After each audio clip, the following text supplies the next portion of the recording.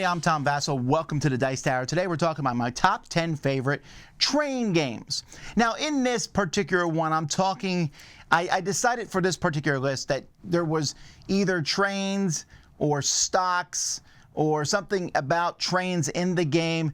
If the game takes place on a train, I excluded it. But there's some cool games. For example, Vagrant Song takes place in a train. That's really neat. Colt Express takes place in a train. But in this, I'm talking about building trains, putting them out, or again, investing in them. So here's my 10 favorite train games. Number 10 is Mars Rails.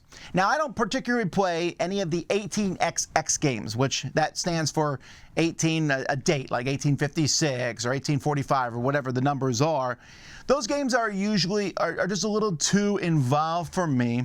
But there's another series of games that's also fairly involved that I enjoy on occasion, and that's the crayon rail games, where you're literally drawing on the board with crayon, or in today's modern era, erasable markers, and drawing out the routes. It's a very strong economic style game. The most famous of these, I would say they're just set all over the world. They're set in America, or the Americas. I'm sorry. There's a Japanese one. There's a Russian one. But my favorite is Mars Rails. And part of this is because I kind of get a kick out of the it's on another planet aspect, and so the things you collect. But in this economic game, you're drawing routes to various cities on Mars, picking up goods, delivering them. The component quality certainly needs some work. But of all the Rails games, I think this one is my favorite. Number 9 is Metro. Now, Metro is an interesting game because it's all it is. It's almost like a very kind of pulled back. The train theme is kind of there. You're just placing tiles and connecting your train routes so that yours are the longest and you score points that way. And so each tile makes them go all over the place. There's a lot of games that do things like this. Suro is probably the most popular. But Metro, base Metro, frankly, there's a lot of expansions for it, but I like base Metro. Does it in a really nice, good fashion. Number 8 for me is Rolling Freight. Rolling Freight uses dice, and you're rolling these dice and then using the colors and things that you roll to take actions. Other than that, it's a fairly straightforward train game where you're placing track on the board, you're delivering goods, you're getting upgrades, which might even give you a special die nobody else has. This game hasn't been talked about by many people, but I think it has some of the depths and complexities that you'll find in games like Age of Steam, but also feels different. It rolls dice, but it's not incredibly lucky. You just have to use the dice that you get to do various things, so it kind of gives you a focus as to what you're going to do each turn of the game. Number 7 is Railways of the World. Now, Railways of the World is based on Age of Steam, which is not on my list. I liked Age of Steam in the past, but I've cooled on it a bit, mostly because of I found it to be very restrictive and very punishing. Railways of the World, whichever map you might pick, there's maps all over the place, brings this out a little bit. It's the same system, but makes it a little more palatable to me.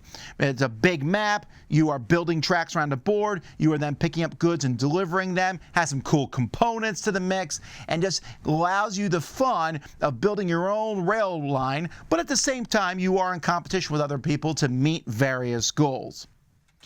Number 6 for me is Steamrollers. Steamrollers is another game that I'm really convinced is based on Age of Steam, but this is a roll and write game. And in this game, you're rolling dice and drawing the tracks on the board so that you can connect things and deliver things. I like roll and write games okay. I think that the genre is way overdone, but Steamrollers felt thinkier and more interesting than most games in this genre, and I found it to be a fun train game as well. Number 5 for me is Mogul. Now, Mogul has the least actual train stuff in it. In this game, you are simply buying stock in trains and placing a few train stations on the board. But man, this game is fun. It uses a mechanism of bidding where you're basically placing coins or the chips that you have in this game onto cards to stay in the bidding. At any time, you can pull out and then take all the chips there. So it's a nice in-house system of bidding that works really well. I really like playing Mogul. Number 4 is Russian railroads. Now this one is another one that's fairly abstract because you have 4 lines of trains in this game and you are moving your trains down these tracks, which is going to cause you to score in many different ways. This is kind of a point salad game. There is a worker placement aspect where you're placing workers to build your tracks and to go farther down the different routes here, but it comes together in a very thinky, innovative way. I haven't really seen many games like it. There are some caveats, like if you're losing halfway through, you're probably still losing at the end, but it's so much fun when I play it that doesn't really bother me. Number 3, Maglev Metro. Yes, subways are trains under the ground, and Maglev Metro does a really good job at this. As you are building your own little subway lines around there, you get a few actions each turn. You're manipulating some robots that you have working on these to give you actions. You can load more people, you can move faster, you can build more tracks. It's a gorgeous look to it. There's multiple maps. As of me recording this, they've announced many more maps. I'm looking forward to see how this system can grow and improve, but it's simple and easy to get into. Number 2 is another subway game on the underground. In this game, you control multiple subway lines, and I like it best with 2 or 3 because you get to control even more. And you are building these subway lines around the board. There's one passenger who's just moving all over the place, and you want that passenger to use your lines, to use your trains to move from location to location. So you're building them strategically to move that passenger and also to connect other things. The new version of this game has 2 maps, so they feel very different, London and Berlin, and then there's also more maps on the way. You'll notice that almost every game on this list has expansions of more maps. You know, Russian railroads had German railroads and American railroads, and On the Underground has more maps coming. Railroads of the World had more maps. Maglev Metro has more maps. Rolling Freight had more maps. Mars Rails is one of a series of maps. And my number 1 does that to the extreme, and that is Ticket to Ride. How can I not put this as my number 1 train game when it is certainly one of my most played games? I just played this game last week.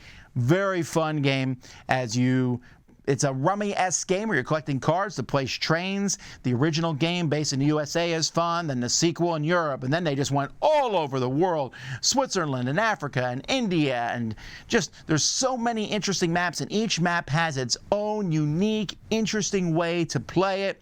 This game is phenomenal. I think it works really well. It's a welcoming game, easy to get people to play, but also I can play hardcore against gamers, and I have a lot of fun doing it. There's a fantastic app. It's the first game that you can have Alexa teach it to you. There are so many different things, and there's mini versions of the game that play in 15 minutes. There's larger games that have technology if you go to play the UK map.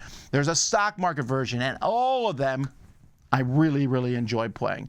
So this is my favorite train game. What's your favorite train game? Let me know in the comments below. Until next time, though, I'm Tom Vasel, and you've been watching The Dice Tower.